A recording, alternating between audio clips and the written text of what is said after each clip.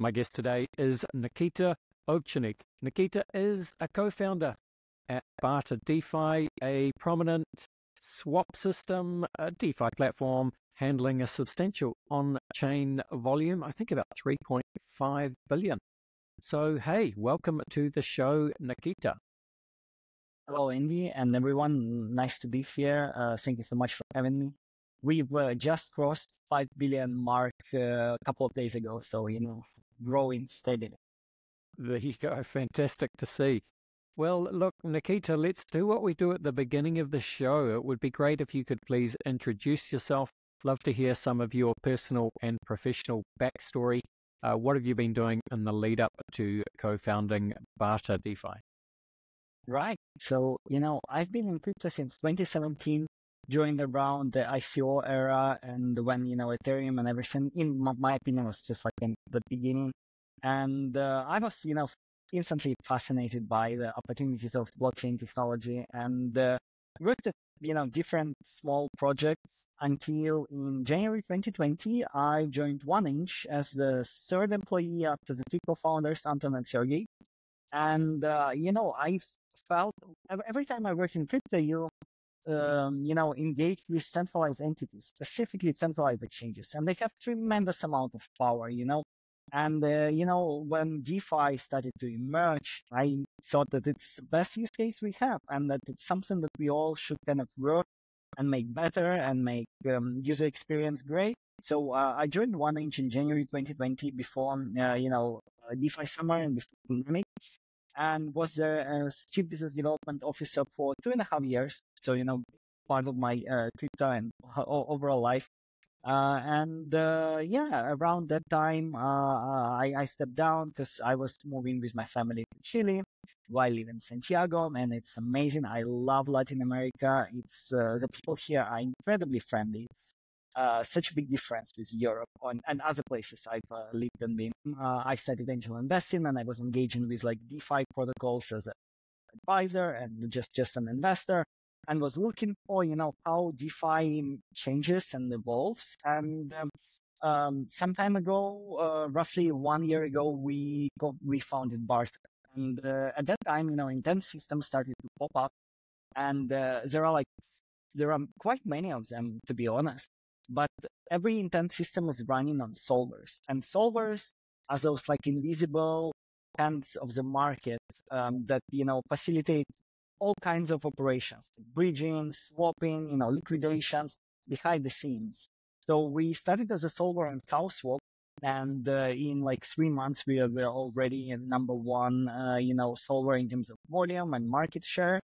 And we felt like we are pursuing a very important use case, improving in our, user rates and experience. And this is pretty much my story. So this is part.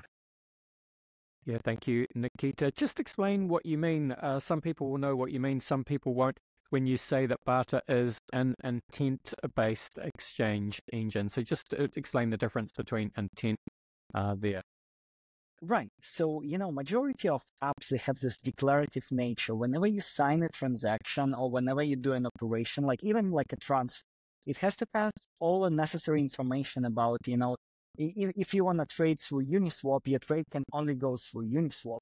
But with intent-based systems, it's way more flexible. So, for example, I can set up almost like a limit order, a desired outcome that I want to have, and maybe some extra actions that need to be taken up. For example, I want to buy some ETH, but I only want to buy it at a certain price level. And after my transaction, I want this ETH to be staked in the different, like in Lido or someplace else. So solvers like ours, an intent-based system, can facilitate all those procedures. And this is precisely what we do. So we are way more flexible, way more agile, and trying to make user experience better, abstracting all like all the challenges that users might have. Yeah, of course. Very well said. All right, well, keep going, Nikita. Tell us what else you're doing at Barter that is perhaps different from some of the other DeFi platforms. What are you doing to try and just innovate and stay ahead of the game and give users the best features they can get? Absolutely, yes. So we, I think all solvers and are quite similar in nature. So let's start at the beginning. What is a solver? So solver is an interesting mix between an aggregator, a market maker, and an MEV searcher that tries, instead of back running transaction, trying to extract tax dex arbitrage or some kind of profit, tries to maximize value for users for their assets, and in exchange earns like small fee or some token rewards, as for example what is happening on CoW Swap. And the CoW Swap is a fantastic platform. They have one of the most sophisticated both token economics and user experience models, and we've been super grateful to be one of the early adopters. So we started as a solver on CoW Swap. Now we are on multiple different platforms, and we are trying to analyze the state of Ethereum every block and try to find the most important the most competitive liquidity around there. Every now and then, we also use our own inventory, kind of like as a market maker, and we facilitate transactions. And what's funny is that users might not even know that they've interacted with us, because what we've noticed and observed that user UIs are extremely sticky. So when people start using CoinMarketCap or Binance or Uniswap, it's very hard to change their behavior. It doesn't matter if there are like fees involved or there are some kind of other nuances that might make life not optimal. Like UIs are super sticky, and it was great for us that a lot of platforms like CoW Swap or even like Uniswap with UniswapX opening doors for solvers and system like ours, so we can facilitate the order flows that originates from the platform. And the big innovation that I think we've introduced, and we were the first ones who started talking about it, was how we can do cross-protocol or cross-platform coincidence of ones. So what I mean is that, we as a solver were thinking like, where is our end game and how do we, give users the best possible rates and outcome and transactions and value for their assets. And, there are market makers in traditional markets kind of facilitate same purposes. And we were thinking like, do we want to become an on-chain market maker? How does this market evolve? What is the way of doing it? And we quickly realized that, crypto market makers are really good. They are efficient. They have been in the game for a long amount of time. They have a large inventory. And moreover, the biggest problem we've had with market makers is that they're sharky in nature. And then we started thinking, how can we improve the price that much that market makers have no equilibrium, reach like an equilibrium point in price where market makers have no room for improvement. And we've published a small research, kind of like, it's a Twitter thread right now, but we are planning to expand on it, with how if we combine users' liquidity and users' orders, like if I want to sell one ETH and maybe you want to buy one ETH, and instead of routing to AMMs and getting exposure to MEV and all those types of issues, if our orders will be matched against each other, then, that would be an ideal price and everyone would be better off. And moreover, we can earn like a small commission on top of it. And the best part around that is that we don't need to build our own interface, or we don't need to, bootstrap our community dramatically, because we as a solver are already plugged into the order flow from CoW Swap, UniswapX, and similar systems. So yeah, we published this research. We had 100 Twitter followers at that time. It was like January this year. And we received over 20,000 views and a lot of responses. Yeah, like this is the biggest change what we try to implement and how we see bringing DeFi efficiency to the next level. Yeah, that's well explained, Nikita. Thank you. So you're not really trying to attract individual DeFi users. You are, in fact, more interested in serving existing liquidity providers, CoW Swap and UniswapX being, I guess, two of the examples you've used. But you'll be trying to work with other similar platforms and I guess future platforms, and just make sure that you're kind of providing the the trade routes across those different liquidity providers and being, the most efficient and liquid in the game, I suppose. That is 100% correct. Yeah. And well, if DeFi, I'd love to get your some perspectives on DeFi, perhaps from a wider angle, Nikita. So you talked about joining 1inch, I think, very early on, after Anton and his other founder. I think you were the next person on that team. So 1inch were one of the first DeFi product. They weren't the first, but they were in that early. Class of 2020, summer of 2020, DeFi summer, that is correct. Where it all kicked off. And I guess there's a kind of a sense that it's a similar sense across all crypto. Everyone is always waiting for that the return of that first bull market that they experienced. And for DeFi, it was DeFi summer 2020. Just any perspectives that you have on kind of where DeFi began, or where we are now, what happens next? Are we on track? Right. So I know it's a big question. It's a big question, Nikita. Sorry. Yeah. No, it's fine. Let's tackle it. To be honest, I have my own theory of crypto bull runs that I don't think I've ever shared publicly anywhere. But I've seen in 2017 how the ICOs generated a lot of new tokens that were issued. And this led to the bull run. And we can argue whether, Bitcoin halving has important factor and other, macro trends, liquidity, rates, etc., etc. But I think for crypto, the biggest and the most important element needed for a proper bull run and proper activity and, this next step is introduction of vast amount of new tokens and assets that are being born every day. So what happened during DeFi summer, and I remember it really well, that the DeFi dApps, starting from Compound, saw a path towards, creating a governance token and issuing it to users, to early contributors, to investors, and that way generating, giving away some of the control over protocols and bringing new markets to life. And Compound was an amazing, no one has thought it was possible. No one, so the legal risks were extremely high because we know I remember in 2018 every project had to do a Howey test and the legal opinion that their asset is not a security.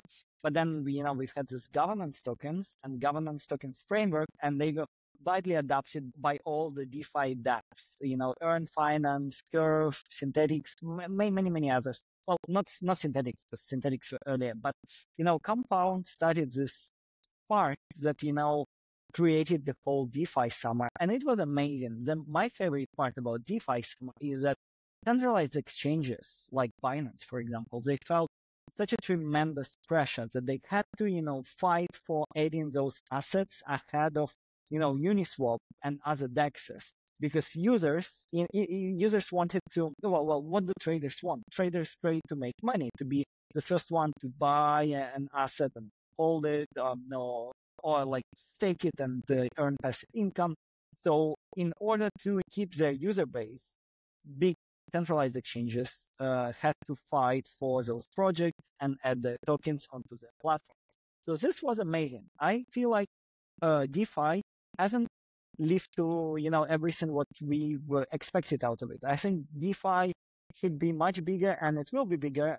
I still see a lot of different teams innovating on AMM design, on the order books, on L3s, trying to bridge liquidity and add new derivatives and infrastructures that would help to build on top of them. And so yeah, this is my take and my memory of the DeFi summer. I bet pretty much anything that we are going to relive it again sooner or later. Yes, I guess one of the problems in terms of just attracting new users to DeFi is that it's still perceived as it's complex. You do need a little bit of crypto know-how, financial know-how. the ability to take risks, and the ability to look after your assets. And it's actually quite a steep learning curve, even still. Is DeFi still on a path to reducing or abstracting some of that complexity away and just giving people the ability to have a little bit more freedom in the decentralized financial world without overcomplicating it? 30%. And what I like most about it is that different protocols and different projects from like vast amount of niches, starting from wallets and going all the way up to, to the core, blockchain level, are all trying to make user experience better, more smooth, and provide, this level of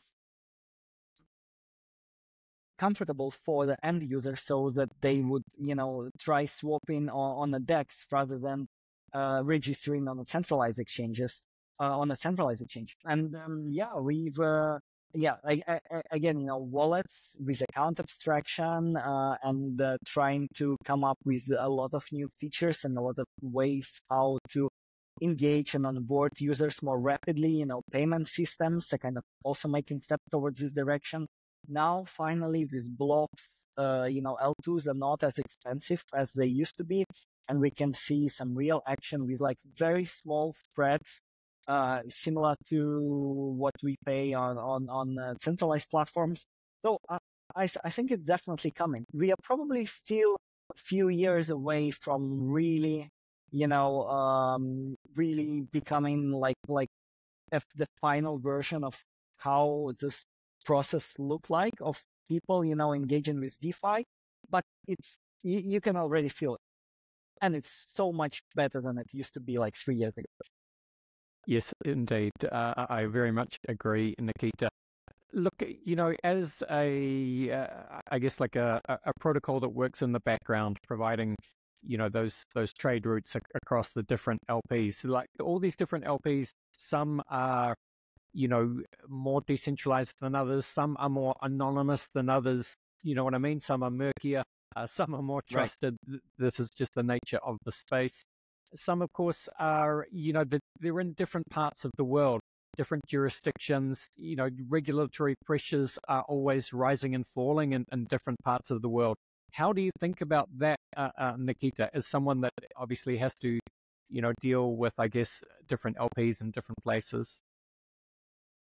Right. Well, I think it's very important to have more or less one standardized legal framework. And pretty much it's going to be the one pioneered by US. It's super important, I think, for the whole industry in general, that, the SEC comes up with a clear and relatively friendly regulatory, framework that would clearly define, the rules of the game and how, different systems should regulate what kind of information or data they should provide. For us, it's a little bit simpler because, we do not engage with users directly. Everything what's going on with a system like ours, first of all, goes through guys like Uniswap, for example, and they are the ones that, I would say, not bearing the risk, but, like having to do a lot of, complex due diligence on various aspects of, the users they engage with. We are, as a service provider, kind of working with them rather than with users directly. However, that might change in the future. We are pretty open about what we will do next, and hopefully we will grow our market share. And eventually, it's possible that we might have our own UI and offer like different tools for community. Yeah, and it always it reminds me, Nikita, of the importance of, for example, Satoshi being and staying anonymous, because with what happened to the founder of Telegram this week, of course, arrested in France and detained, and it's just goes to show that I think there's a very good reason why Satoshi chose to stay anonymous and worked very hard to remain that way. But yeah, amazing to see what has happened with the founder of Telegram this week. Yeah, it's pretty much shocking. And France, I think, at least like from my perspective, before seemed to be like extremely crypto friendly and just overall, a very nice place. I mean, ECC is one of the best conferences, uh, like ever that are going every year. And well, this year it was in Brussels, but it's usually in Paris. And yeah, it's shocking. I wonder how much of it is future related. But I guess we have to wait and find out. And definitely no one should be, put in a position where building like open source, not even open, like just general infrastructure, and any infrastructure can be used in a bad way. Starting from a car or whatsoever. Uh, so yeah, hopefully it will be resolved and we'll get like clarity on what's going on. So Yes, indeed. Nikita, your Twitter bio, you describe yourself as certainly chaotic, hopefully good, a chess player, and a poet at heart. Yeah. that is correct. Yes, I mean I like D&D and just general all the RPG games. I like chess. I like poetry. So this is the things that I mentioned. Yeah, I like it. Fair enough. All right. Well, look, Nikita, as we start to finish up this part of the podcast, just anything that you guys are working on at Barter that is coming down the pipelines that people should be aware of, and just make the case for why different LPs should come and look at what you guys are doing at Barter and look at taking advantage of your solutions. Yeah. Well, from our point is from our perspective on the market, well, we should have more, transparency in terms of swaps, and a lot of things in terms of trading are happening like behind the scenes, and we don't have a visibility like when we trade. Imagine it's kind of crazy when you think about it, but if you look at the block data, it's possible that inside one block would be a user who would buy one ETH for, let's say, $3,000, and another user who would buy one ETH for 3,000, like $50. And there is a still huge inefficiency in terms of how different community members or just users are engaging with crypto and DeFi in particular. And if users would be more aware of, like best practices, safety solutions, and yeah, like we can save them a lot of money in the long run, and we can grow, the numbers and make our market incredibly robust. So this is our big ideas that we have that drives us and motivates us to build Barter is that we feel like the users should all, whenever they perform any kind of action, if they're like swapping, staking, trading, bridging, they should understand that at any given block in time, we provide them the best possible rate that there is on the market. And we do it not from like our inventory or not via our like connections, market makers, or exclusive things, but we do it based on publicly available things that are present on blockchain or through, DEXs, AMMs, lending protocols and other, DeFi infrastructures that already exist. So a lot of our peers, other solvers, are working on trying to become a market maker or trying to attract liquidities that would no one have. Our goal and view is different. Liquidity will always be, and it always be fragmented. That's why aggregators like OneInch, they were so successful because people always, look for yield maximizing opportunities, and different DEXs have different incentives, and different users have different risk preferences. So some people happy with Uniswap yield, some people happy with Aave, some people want to aid into, the new things that's just being built. And we are trying to, combine it all and ensure, efficiency Also diving deeper into the protocol stack, like having negotiating with block builders and making sure that our transactions are going to get included in like next block and stuff like that, which is happening behind the scenes, which in my opinion is super important. And like what we're working on is trying to find ways how to decentralize our system and build an upchain that would facilitate, this transparent and clear routing, clear trading. And, uh, yeah, so this is one of the most interesting things we are working on. Upchain design, we are still probably a bit early because we have a few ideas that we are tinkering with. And we will try to see which one makes sense, which one allows us to keep like current efficiency level without sacrifice. So like that we decentralize without sacrificing performance. But yes, this is something to look after. Fantastic. Thank you, Nikita. And of course, link is in the show notes, folks. But yeah, barterswap.xyz. All right, it is time to finish off the podcast, Nikita, and we do this, of course, by running you through the very famous crypto conversation hot take round. Are you up for it? Yes, let's do it.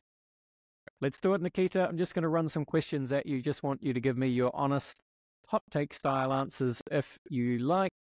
Question one for you. I think I know what you'll say, but the question is, where would you say that you sit on the Bitcoin maximalist to multi-chain opportunist spectrum? Oh, unfortunately, I'm closer to multi-chain opportunist spectrum. I would say 80 to 20, 80% here, 20% Bitcoin. Yep, and look, you don't need to say unfortunately. I thought you'd say that, Nikita. What would you say then is your firmest conviction crypto opinion? I think DeFi is the best narrative that crypto has, and we should all work towards making it great and successful, and that would unlock the true power of crypto and the efficiency and the sustainability for a vast number of people all over the globe. Very well said, and I'm sure that will be the case. Just give it time. All right, Nikita. Speaking of time, Bill Gates famously said that we tend to overestimate what we can accomplish in 2 years and underestimate what we can accomplish in 10. So let's just say, DeFi, Barter, what does it look like in 10 years' time?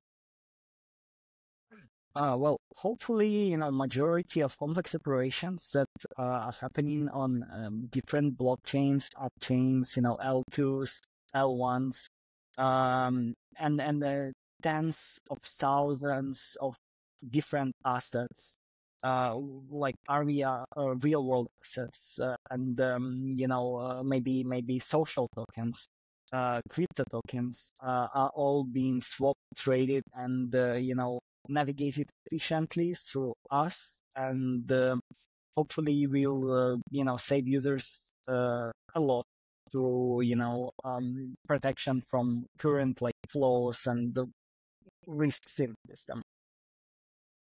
Very well said. All right, William Gibson, famous sci-fi author, he said, Nikita, that the future is already here. It's just not evenly distributed. With that in mind, can you think of an example of the future being here right now, but most people aren't aware of it? Well, it was one of the biggest revelations that I've had recently, but a lot of people are using, public RPCs and MetaMask, and when they swap, they are exposed to, all sorts of threats like sandwich attacks. And so yeah, we need to improve it. Flashbots have a perfect solution to this problem. You can easily plug into that. You just need to do a few clicks in a MetaMask wallet, and it would potentially save you a lot of money.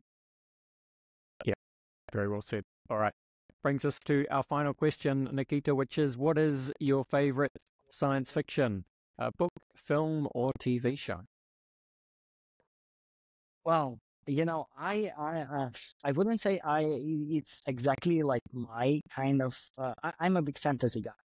But, I really enjoyed cyberpunk games, but more than them, I even enjoyed the recent TV show, the Netflix, anime kind of TV show. I think it was really good. The story was nice, and they, through graphics, I think it's probably easier to depict the future. I mean, I like Blade Runner, but it's not exactly the future I can envision. However, this cyberpunk anime did an excellent job, and if your followers haven't seen it, I strongly recommend to take a look at it. So yeah. So How is about that you? cyber? May I ask? Yeah. So I was just, May is I that ask you? Or maybe, that's yeah. So we'll get to that. Cyberpunk Edge Runners. That's what you're talking yes, about? that is correct. Cyberpunk 2077 H runners. Yes. Yeah, I haven't seen that. So that's an anime, cyberpunk anime on Netflix, Very right? good. Yes. Yeah, I'm just googled it. Looks great. To answer your question, when people ask me that question, Nikita, I just divert to it. Perhaps as an obvious choice, but the original Matrix film, I think is that's pretty a very fantastic piece of Good. sci-fi filmmaking, and it was made a long time ago. But yeah, has some great thoughts about are we living in the Matrix? Is everything simulation theory? So just some yeah, a lot of Yeah. it was a movie ahead of its time, but obviously also just an incredible action sci-fi movie. I was 7 years old when Matrix, came out, and it was crazy to think that there is a possibility that the world we live in is just a simulation. It was uh, absolutely incredible. Yeah, yeah, it's a great film. All right, well, Cyberpunk Edge Runners, yeah, check that out, folks. Look, Nikita, thank you so much for coming on the show today and spending some time with us. Close it out just by telling people where they can find you on Twitter, on X, wherever else you like to hang out online. And again, where people can go to learn all about what you guys are doing at Barter. Yeah, please follow our Twitter at Barter DeFi, and we'll publish a lot more materials. We have a few researchers going on, and we'd love to, get your thoughts on them. So I would appreciate your follow. Awesome. Thank you so much, Nikita. All the best and bye for now. Thank you. Bye bye, everyone.